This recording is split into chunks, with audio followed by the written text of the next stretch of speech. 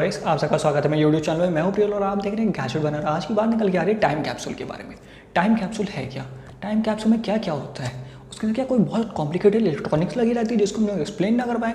ऐसे तो कोई टॉपिक ही नहीं भाई, हम लोग जिसको एक्सप्लेन ना कर पाए, हम लोग सब एक्सप्लेन कर देंगे आपके लिए। बस कमेंट करके बताओ क्या एक्सप्लेनेशन चाहिए।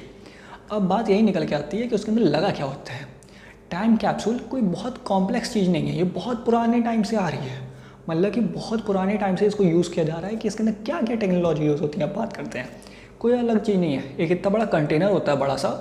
पहले के लोग इस कंटेनर को बनाते थे सीमेंट से, पर सीमेंट में एक प्रॉब्लम होती है जिसकी वजह से आजकल हम लोग इसको नहीं यूज़ करते हैं। सीमेंट के अंदर से मॉइस्चर अंदर चला जाता है। जब 100, 200, 300, 400 साल के बाद आप देखोगे उसे, मान लो आपने एक बुक रखी, उसके अंदर मॉइस्चर अंदर गया तो बुक का क्या हाल बचेगा यार। फ़ोटो रख दी अपनी, मॉइस्चर अंदर गया, उसके बाद क्या हाल बचेगा उसका, सब डिस्ट्रॉय हो जाएगा अंदर के सारे डॉक्यूमेंट्स, तो कोई फ़ायदा नहीं है फिर उसका। इसलिए अब यूज़ किए जाते हैं आयरन के, लोहे के बड़े बड़े बनाए जाते हैं। उसके अंदर अच्छी अच्छी चीज़ें डाली जाती है, मतलब कि बिल्कुल सटीक नॉलेज दी जाएंगी बड़े होके। जैसे कि अगर हम लोग अभी बात करें, जैसे कि मैं प्रज्वल गुप्ता एक यूट्यूबर, उसके बारे में हम लोग बात करते हैं। जैसे कि अब कभी ना कभी पूरी तरीके से मनुष्य जाति का नाश हो जाएगा ना, उसके बाद लोगों को कैसे पता चलेगा जब दोबारा मनुष्य जाति का या फिर हम लोग से कोई अच्छे, हम लोग से ज़्यादा जानकार कोई जीव आएंगे तो उनको हम लोग के बारे में कैसे पता चलेगा। इससे पहले भी कोई थे यहाँ भाई, कोई जानकारी वाले इंसान थे, हम अकेले नहीं थे पहले यहाँ पे। उसी के लिए बनाई जाती है टाइम कैप्सूल। मान लो हम सब लोगों का नाश हो गया, हम लोग सब खत्म हो गए इस दुनिया से, तो क्या करेंगे लोग। हम में से कोई तो है नहीं जो उनको जानकारी दे सके, ना ही हमारे के बच्चे, ना ही हमारे पूर्वज, ना ही बूढ़े लोग, नहीं कोई नहीं, तो उनको जानकारी कौन देगा। पहले के टाइम में भी जब ये टाइम कैप्सूल डाली जाती थी तो उसके अंदर फ़ोटोज़ रहती थी। फ़ोटोज़ से मान लो अनुमान लग जाता था यार, अंदाज़ा लग जाता था, पर ढंग से पता नहीं चलता था ये है क्या।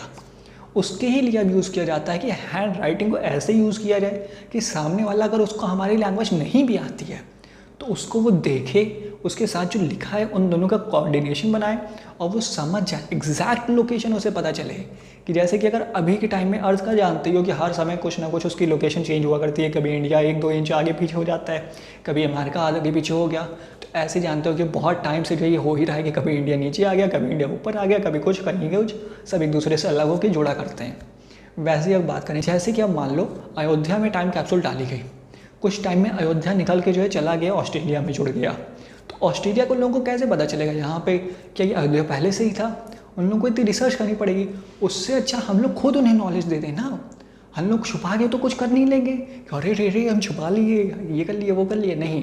हम लोग उन्हें खुद ही नॉलेज दे देंगे कि हम लोग क्या करते थे, हम लोग पहले कैसे थे, हम लोग दिखते कैसे थे, हम लोग के पूर्वज कैसे थे, हम लोग कहाँ से आए हैं, हम लोग की पूरी बायोडाटा क्या है, सब दे दो उन्हें कि वो लोग ज़्यादा अच्छे से हम लोग के बारे में जान पाएँ। ये ना हो कि थोड़ी बहुत नॉलेज दी और फिर कंफ्यूज करके छोड़ दो। इसीलिए अब उसमें क्या डाला जाता है इसके बारे में बात करते हैं। उसमें डाले जाते हैं जैसे कि इस समय की करेंसी हो गई, इस समय के मैप्स हो गए, इस समय की जो है बाकी जो, जैसे राम मंदिर के नीचे पड़ रहा है तो राम मंदिर का नक्शा हो गया कि राम मंदिर में कौन से भगवान थे, हम लोग उनको क्या मानते थे, हम लोग के लिए उनके लिए क्या वैल्यू थी उनकी हमारे लिए, इन सारी चीज़ों के बारे में। उनका जन्म कब हुआ था, उनका जन्म कहाँ हुआ था, जैसे राम मंदिर बन रही है तो उसके अंदर जन्म हुआ था राम जी का अयोध्या में, तो ये सब डिटेल डाल के रखी जाएगी उसके अंदर। वहाँ पे कौन कौन से बड़े जो है पंडित लोग, उनके बारे में लिखा जाएगा। वहाँ पे किसके जो ज़्यादा एफर्ट्स थे उस मंदिर को बनवाने में, इन लोगों के बारे में लिखा जाएगा। तो बस गाइस, मुझे लगता है कि आप लोगों को समझ में आ गया होगा इतनी वीडियो देख के कि राम मंदिर के नीचे जो टाइम कैप्सूल पड़ा है उसके अंदर है क्या।